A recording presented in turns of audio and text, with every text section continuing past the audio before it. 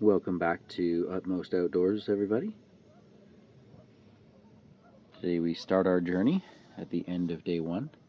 Spent most of the day just prospecting to get here, and I think a well-deserved feast is going to be this freeze-dried meal, lasagna with meat sauce with a cheesy Italian-style tomato sauce and beef. Now, this is a bit unique for me because, well, my biggest weakness camping is the food side of things. I usually don't do the best preparations out here. A very special person actually purchased this for me. Thank you, Carol.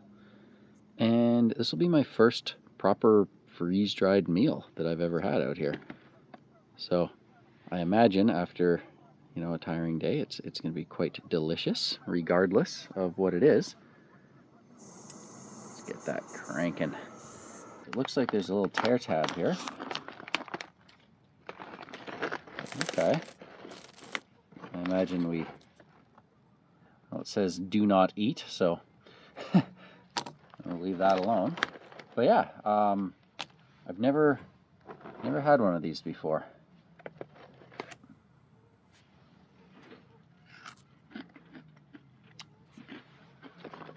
It's crazy how light this package is. It literally weighs nothing. So in goes the water. It's actually pretty tasty just in that little dry chunk. Mix it around a little bit.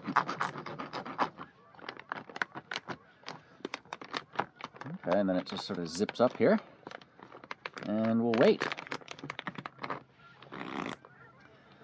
There you go. So, basically, I am living kind of in limbo between two worlds, just waiting on the Australian visa and everything, and figured I had nothing better to do this week, so I might as well come out and do a little gold mining. It's peaceful. It's definitely cool. You can see the breath in the air right now. So it's going to be really nice to have just like a warm, hearty meal and go to bed, wake up tomorrow. I gave you a little teaser last week, I think, of some of the gold in this area, so I was a little surprised to see it that good. I'm mainly just here to test out the sluice box and make sure that I'm on the right track with everything, but looking forward to this week. It's a little bit chilly out, I can see my breath, but the warm meal is surprisingly good. I gotta get into cooking a little more often. It's just like really tasty and warm. Probably about 5 degrees Celsius right now, so much appreciated. Yeah, moon's out, stars are out. I'm going to chow down on this and see you guys in the morning. Fresh leaves are falling, sun is shining. I gotta say, I thought that this was going to be pretty chilly. It's about 9 a.m. and my phone says it's 6 degrees Celsius.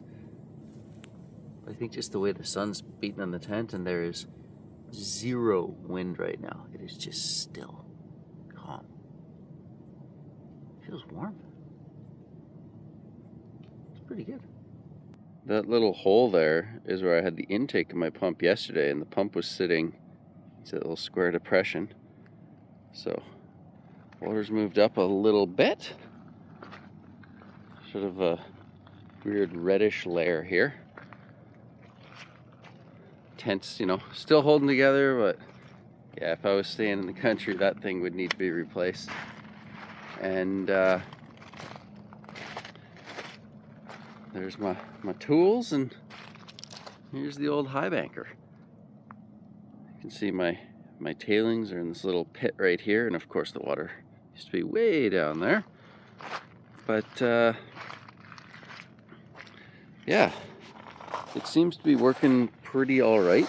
The first thing I've noticed is these 3 adjustments are all slightly on the low side of what I would like for the screen. So the screen is going to have to be a steeper angle than I thought it was going to be. I believe I have it all written down.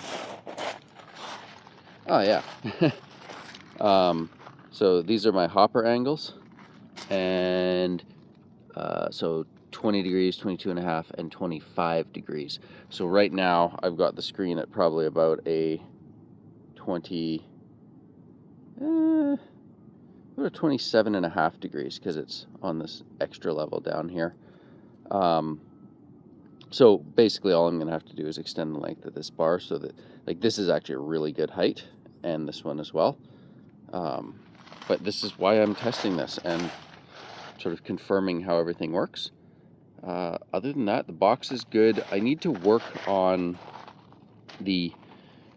I guess you guys haven't really seen this running yet, but basically the way this piece of material, so that just slides out of the way, and then right now this just slides up, so you basically just slide this up and out, and it just comes out under here. But when it's full of gravel and stuff, the tolerances, it's just a little tight, and so you gotta force it a little bit, and I don't want the end product to be like that. So that'll just need a little bit of adjusting, and this actually works pretty good. Essentially, you just spin this thing, so you can sort of rotate that, and then here it rotates up and away and then down, and that's what presses this into place. And it's working really nicely, and it's so much easier than having to it's not like unscrewing something's difficult. But sorry, still just woke up, even though it's like 9 in the morning. It was a big sleep. But yeah, I just want to fine tune this just a little bit, because when this pulls up and out of the way, this still has to slide out, and so I just got to make sure that everything is easy to do in the final product. Really happy with how this is sort of bent backwards a little bit for that sort of churning action. Other than a few minor things, like I was talking about, just making it a little more user-friendly. Super easy to set up, having the bubble levels glued onto it, the dimensions being how light it is. I'm happy, and so I basically am just going to sort of scoot along this layer here and see if I can't get a few more hours in. Breakfast of champions today. I don't usually do caffeine, but in a pinch, I'm a little bit tired. We got some cold brew.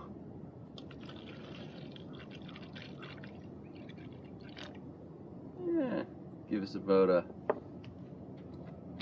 quarter of this. And of course, a little bit of cream going on in there.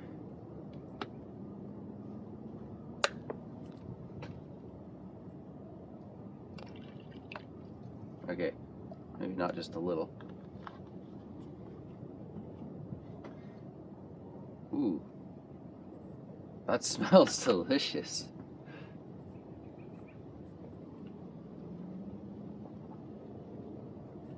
That is delicious. Amazing. Oh, it's not to perk me up. Be shoveling in no time. This water's so clear for this river. Lots of black sand visible in this pan too.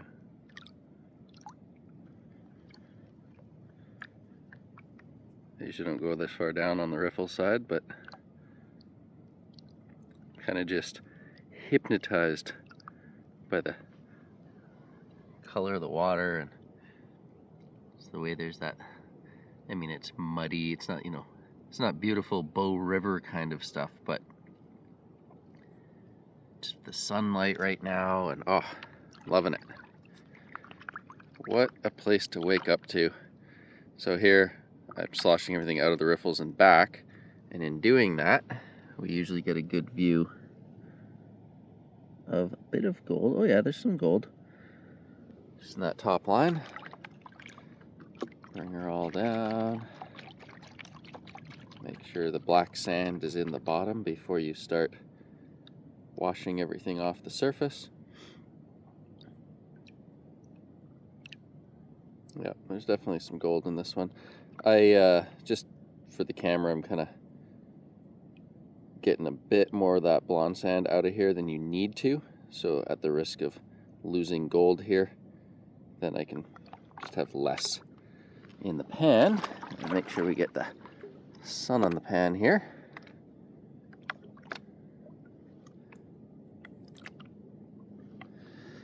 Okay. There's a little speck of gold. A little speck of gold, couple specks.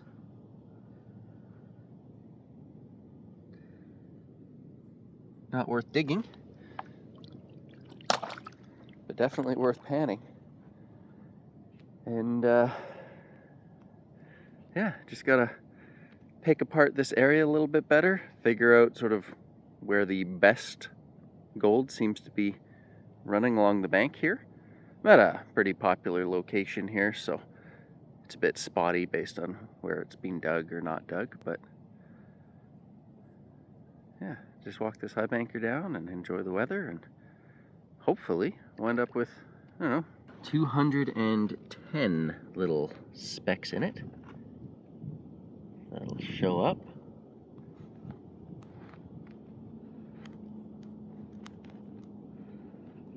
So it's looking pretty good. Basically, got 170 out of this hole, 210 out of this hole. Let's figure out what comes out from up here. I think we're looking at about 175-ish. And I've got a story to tell you. This is what's already been dug. So this, when I actually shovel little lines along here, this is what it looks like. So I came in here and you can see this shovel path right there. I just took like the next layer down and I found 100 colors. So I was thinking, okay, 200 colors, 100 colors. Well, I might as well move on. But of course, this is like right next to that sluice box. And using this shovel, it's obviously gonna move more material per shovel. And what's interesting is once I shovel little lines across here, it kind of loosens the gravel up. So this is a little bit easier to dig. And I'll obviously experiment before I, confirm that. But I can move a lot more of this gravel, like easier per shovel. So it might actually take the same time to just get a bigger shovel out of this, and I'm still moving 200 colors. And then what I did is, and this is why I want you guys to not, haven't looked at myself in the phone mirror today, so I apologize for the bad head perhaps, but I don't want anyone to look at something that Utmost Outdoors does and be like, wow, Kyle does this. He's got a YouTube channel. He clearly knows what he's talking about. Because I'm just figuring this out along the way like everyone else. And there's so many unique situations that something that I'm doing in one part of gravel might be totally different than something somewhere else. So it's not like you should just try to, copy what, somebody on the internet is telling you. In your own situation, try to figure these things out. Because here's something where I would have probably given advice that is different than what I'm about to do, but I'm glad I tested this out. That 100 color layer is actually thicker than I was expecting. We still get, like, this is a sluice box, and as stuff goes on, just that very surface muck right here, this is acting as a sluice box, and this is twice as much concentration as when you go deeper. But this layer's a little different than some other layers in that 100 color per shovel goes deeper than I thought. And so I can move a fair thick amount of ground here.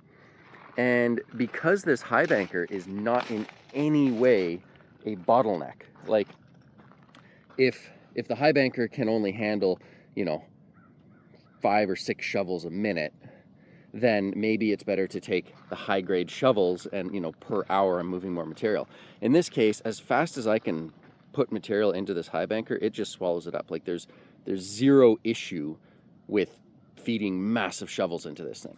And so to take advantage of that, all of a sudden, instead of working all the way along here, I've got all of this to dig still. It's slightly easier because it's already been loosened up from pulling that top layer off. And I'll see if this shovel is useful at all. But either way, I'm going to go down another proper layer and, you know, clean out an area into this high banker. And of course, I will then do my next test pans. But at this point, like, this entire area is going to go down another level, and I should be able to move just huge amounts of this material because it's a little bit loosened up now. And it's kind of encouraging. Like, wow, there's more pay here than I thought there once was. The weather is phenomenal.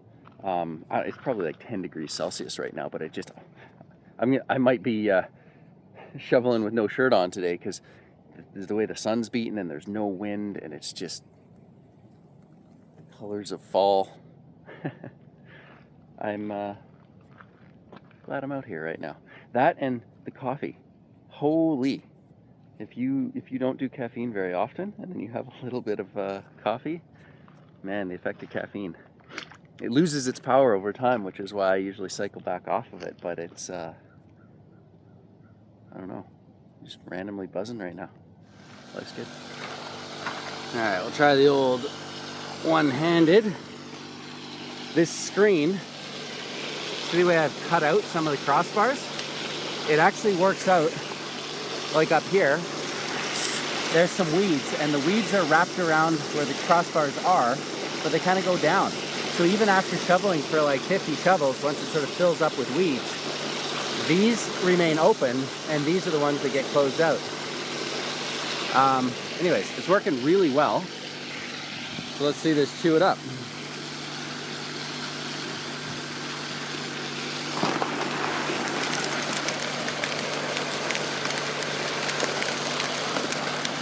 Really watch how stuff's coming down the screen, and it's been doing that for a while. Like, it sort of chews it up and then bleeds it out. Awesome, absolutely awesome. Let's grab one more. There's probably only 150 colors in this shovel, even though it's a massive shovel, but it's not like the shovel takes any longer, and the high banker, there's everything bleeding out and it's ready for another shovel already. Thing's a absolute beast. Like I said, there's a few things that need to be adjusted just for ease of use and to make sure this is as smooth operating of a machine as possible, but I'm blown away by how good we are.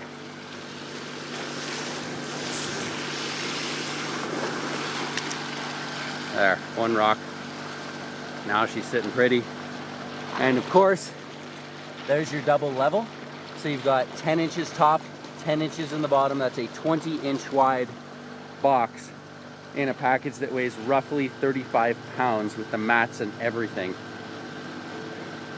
Couldn't be happier. Beautiful day. I'm looking forward to I don't know, got some music playing here. The old JBL clip on the hip, and we are having a fantastic day.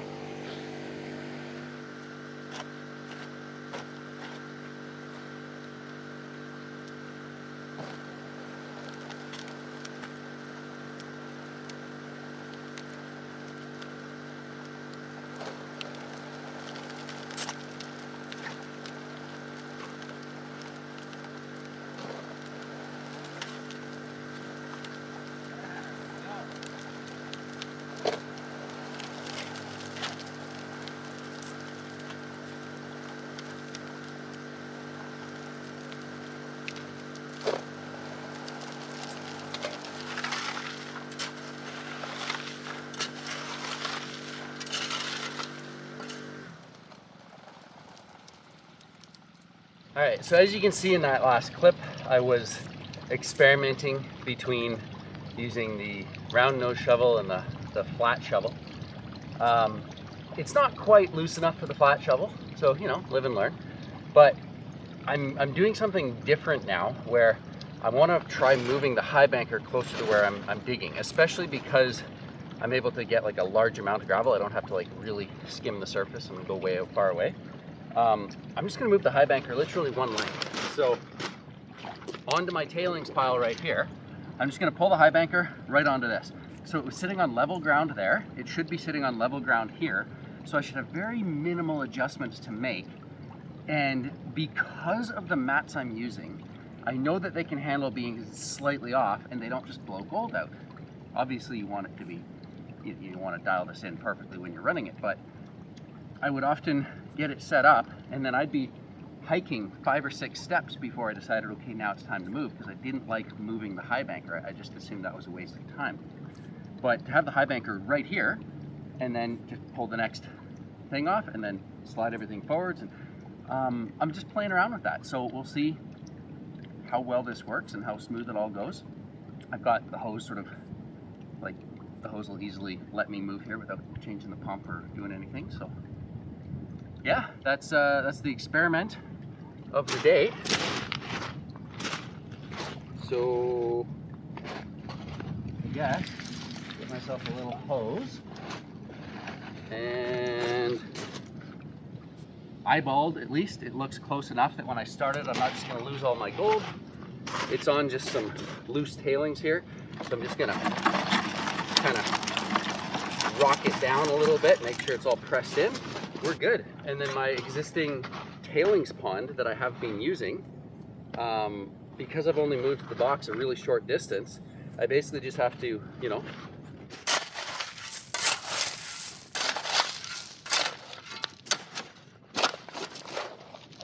scrape out a rough trough, and I'm going right into that same tailings pond. I'm happy. I think this is going to work out great.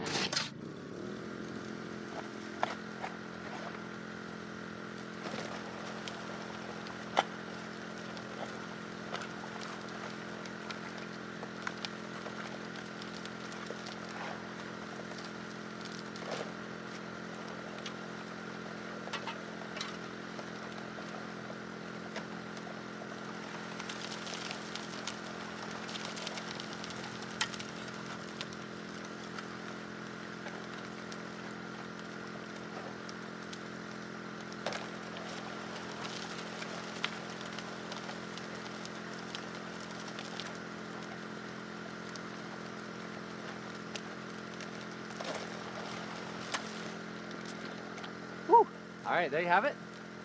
Between 150 and 200 colors per shovel, roughly.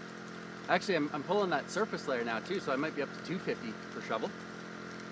And I'm loving it. So you can see I changing the angle there real quick is super easy. I like that it runs empty, so I can do lots of test pans along the way. I guess I gotta stop talking and just dig for a little bit, but I don't know if it's the caffeine or the sun, but I'm feeling good right now. I hope you are too. You just want a close-up of how the hopper's working right now, because it looks good. You can see you got a little bit of swamp grass in there. It's pretty mucky stuff, so we'll just tuck that in.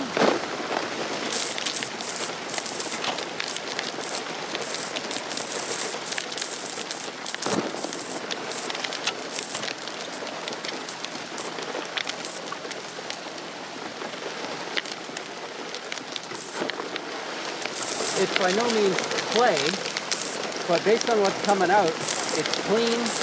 That grass isn't immediately plugging the screen. It's just chewing it up real nice. Get the occasional rock that hangs out in there, but that'll get pushed out by a piece of gravel.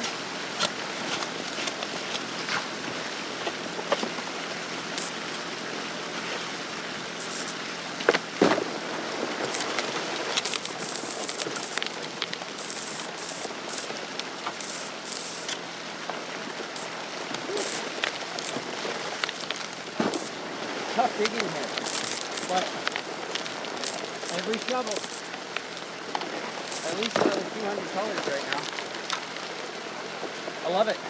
When I had a single jet, I would often hit that one rock and splash into you a little bit too much. So this, I find I stay a little bit drier, but compared to having a bunch of individual spray bar holes, I'm still kind of breaking stuff up with a little bit more penetration power. I think I like this too just because it's such simple plumbing. It's like you just buy all these parts, put them together, and this is what you get. Now we got a little water spraying out the back here. That's just a few rocks hanging up.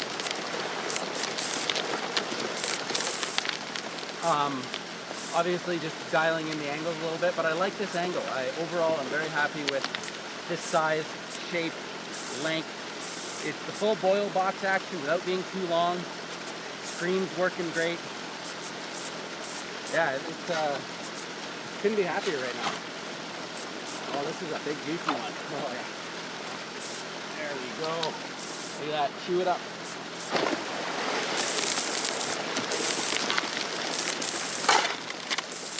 That's what comes up the tailings.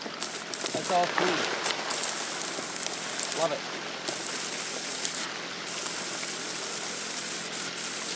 And also, you have shovel access. You can get in here without spraying yourself in the face if you need to. And you can also get under, give the screen a wipe if you need to.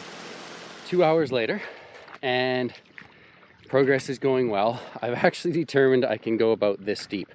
Some of the deeper ones here really started dropping off, but just because like the surface is twice as much gold as what I'm finding here, but that's twice as easy to dig just once you break the surface. I've sort of left a little line here so that I have some dry digging, and then just peeling this little dam apart is a lot easier because you come at it from the side. I'm ready to move the box.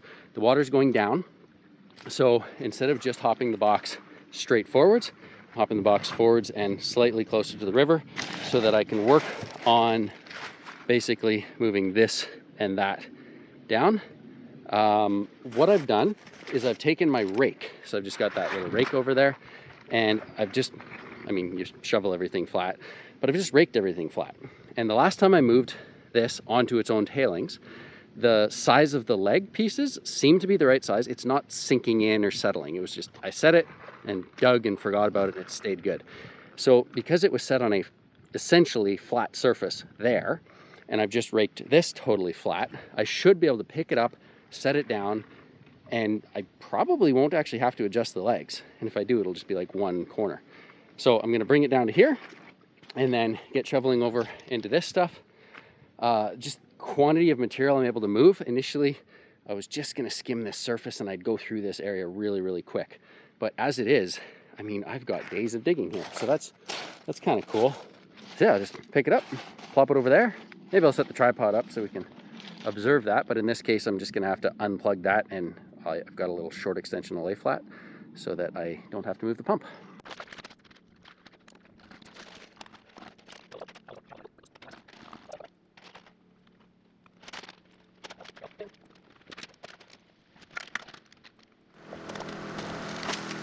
All right, now just to reform my tailings line, we can get back to digging.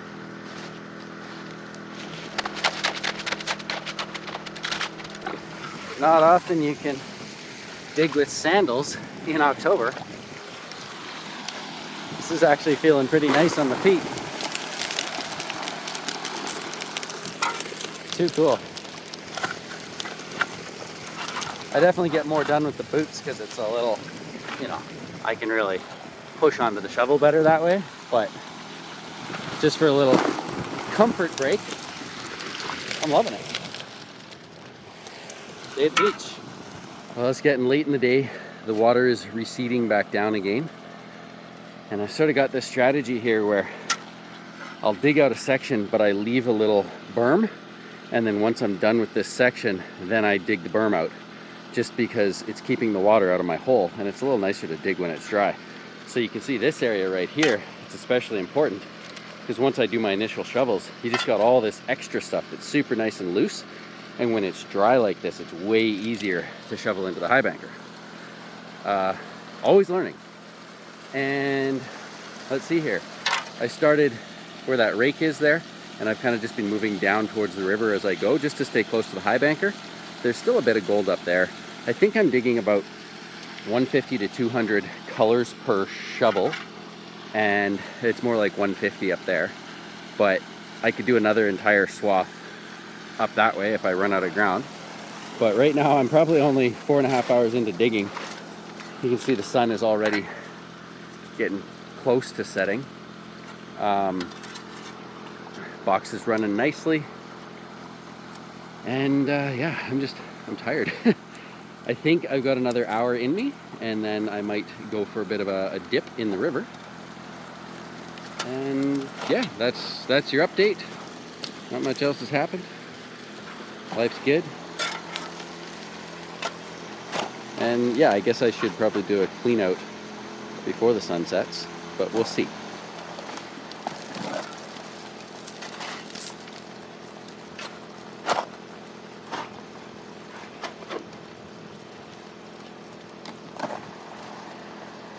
Okay, so I've already pulled apart the hopper here and the new version of Goldfingers, and those are in their respective buckets there. And then for the tray, my top tray, just because I had some scraps of miner's moss lying around, I actually have this as a separate piece. So the very bottom 7, probably 9 inches of the sluice, this is the last piece of moss my gold will touch before it goes back to nature. And I'm kind of curious what I'm catching here, just as a percentage. So this will be a separate clean out as well, just out of curiosity.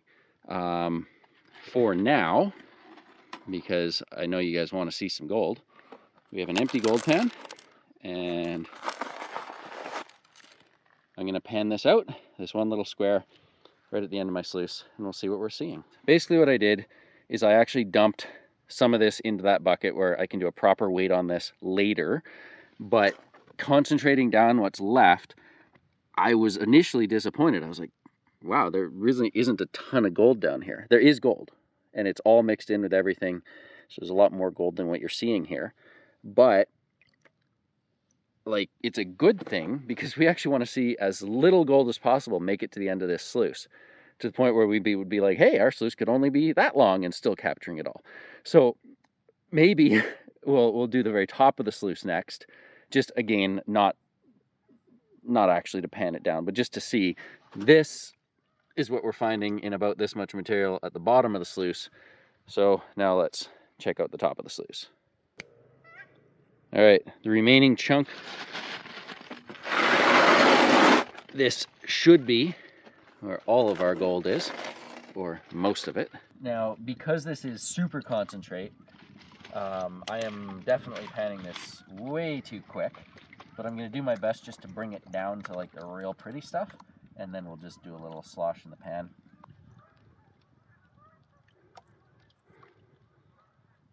I think that's already lost a fair bit of gold into the tub, so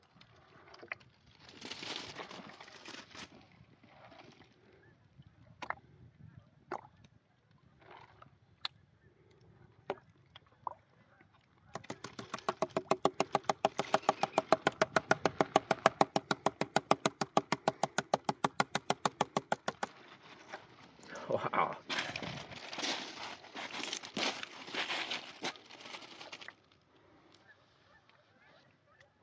Alright, I guess I might as well, I mean, it's loaded and there's some in the tub and it's everywhere, and there, I let it dry out at the top there, and it's just floating all over the surface now.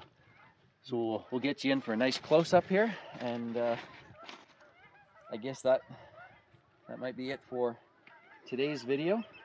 Shut this thing off. But yeah, that'll be it for today's video. We'll zoom in on our gold here, and in the next videos we'll eventually get this all cleaned up, and we'll show you a weight on everything. I'm so bad at holding my breath when I hold a camera. That's all right. I feel like if I don't hold my breath, I'm just shaking. No, that's really good. So let's it's just there's more here than there is there still. Yeah. I mean, it's crazy just seeing it floating on the surface. I don't know if I have any soap on me to sink that, but so all of this gold, roughly 5 hours and 40 minutes on the box, and that all came from a piece of miner's moss this big at the very head of one level of this sluice. So we should have the exact same amount of gold in the bottom, just top of this sluice, plus everything that's down here, plus what we've already found up top. I don't want to jinx myself with a guess, but I might be into that 3 gram and 5 hour kind of thing, maybe. But I'll keep track of the hours and keep track of the gold. Till next time, cheers, and thank you for watching, everyone.